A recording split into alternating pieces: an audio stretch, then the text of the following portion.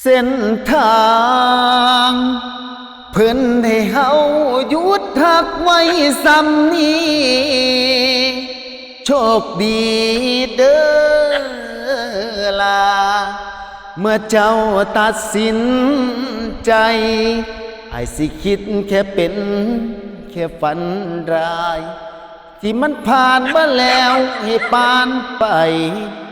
ต้องสละคำว่าตลอดไปอ้า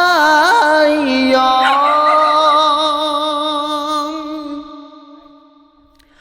ให้จำอ้ายในนามผู้มาส่งทางที่มันลืมตัดได้ไหมตามผู้มาส่งทางที่ไม่อยู่เคียงข้างเพียงแค่ผ่านสิบอกคิดต่อไปหลายกว่านั้นให้เจ้าพอทางใหม่หักกันสาดเดินนางมือนี้เบิดหน้าที่ของอ้ายส่งทางอย่างใหม่